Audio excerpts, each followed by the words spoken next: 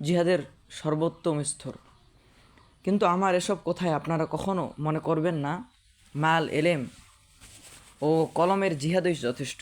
শুধু প্রবৃত্তিকে পদদলিত করলেই জিহাদের সমস্ত দাবি পূরণ হয়ে যাবে। আসলে জিহাদের একটি উচ্চতর স্তরও রয়েছে। তার ফজিলতের কোনো সীমা নেই, তার সওয়াবেরও কোনো সীমা নেই, কোনো শেষ নেই।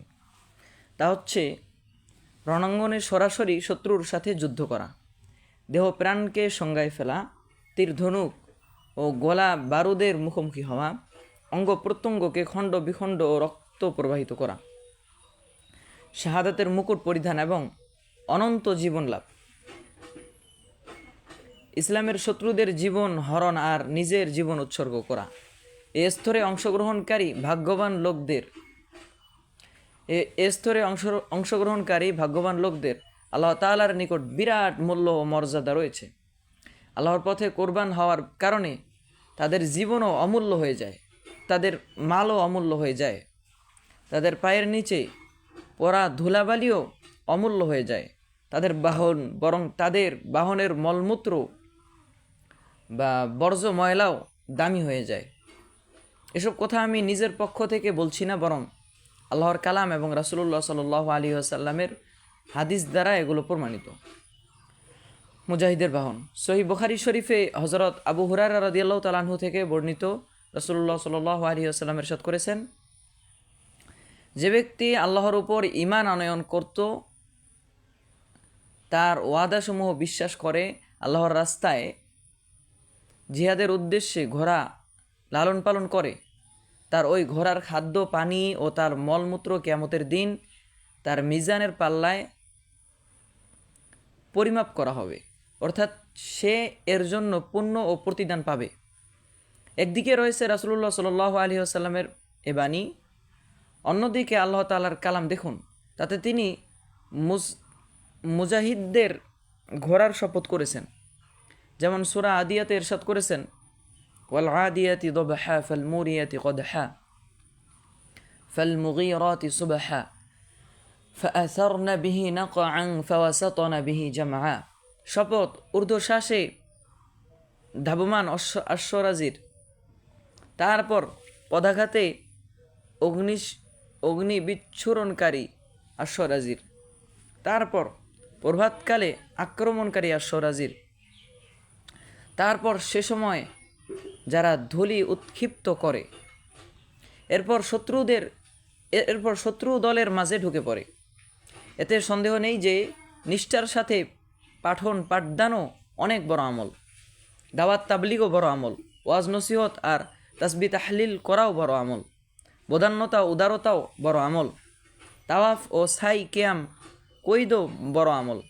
কিন্তু শপথ করা হয়নি কোনো মুবাল্লিগের দাওয়াত তাবলীগের, কোনো বক্তার ওয়াজের, কোনো দানবীরের দান ও আত্মত্যাগের, কোনো হাজির তাওয়াফ সাইড, কোনো নামাজির কিয়াম কুইদের, কোনো বুজুর্গের তাসবিহ তাহলিলের, কোনো শাইখের আবাকাবার, কোনো বিচারকের জুব্বা পাগড়ির, কোনো সাহিত্যিকের ভাষা সাহিত্যের, কোনো কবির বাগ্মিতার, কোনো বক্তার অগ্নিঝরা ভাষণের। বরং শপথ করেছেন মুজাহিদের ওই অশ্বরাজির, যারা পদাঘাত করে, যারা অগ্নি বিচ্ছুরণ করে, যারা প্রত্যুষে আক্রমণ করে, যারা ধূলিঝড় তোলে, যারা আক্রমণ করে শত্রু বুহের ভিতরে ঢুকে। মুজাহিদদের সকাল সন্ধ্যা। সহিহ বুখারীতে হযরত আবু হুরায়রা রাদিয়াল্লাহু তাআলা আনহু থেকে বর্ণিত আছে, আল্লাহর রাস্তায় এক সকাল বা এক সন্ধ্যা দুনিয়ার সব কিছু থেকে উত্তম।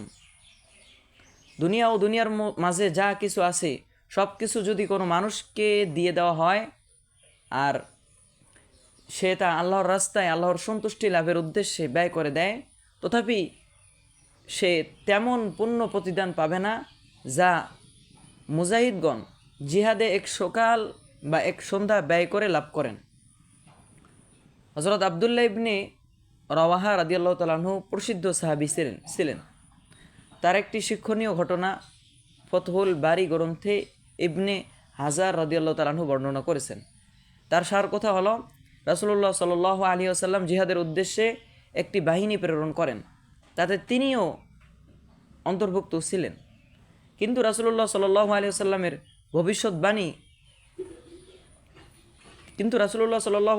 ভবিষ্যৎবাণী দ্বারা তার ওই সফরে নিজের শাহাদাতের দৃঢ় বিশ্বাস হয়ে গিয়েছিল। তাই তিনি ভাবলেন, আমার জীবনের শেষ জুমাটি রাসূলুল্লাহ সাল্লাল্লাহু আলাইহি ওয়াসাল্লামের পেছনে আদায় করে নেই এবং তার নুরানি চেহারা শেষবার জিয়ারত করে নিজের চক্ষু শীতল করে নেই, আর নামাজান্তে দ্রুত গিয়ে বাহিনীর সাথে মিলিত হব। রাসূলুল্লাহ সাল্লাল্লাহু আলাইহি ওয়াসাল্লাম তার মনোভাব জানতে পেরে তার উদ্দেশ্যে ইরশাদ করেন, ওই মহান সত্তার শপথ যার হাতে আমার প্রাণ, আপনি যদি ভূপৃষ্ঠে যা কিছু আছে তার সবই ব্যয় করে দেন, তথাপি মুজাহিদদের এক সকালের মর্যাদা লাভ করতে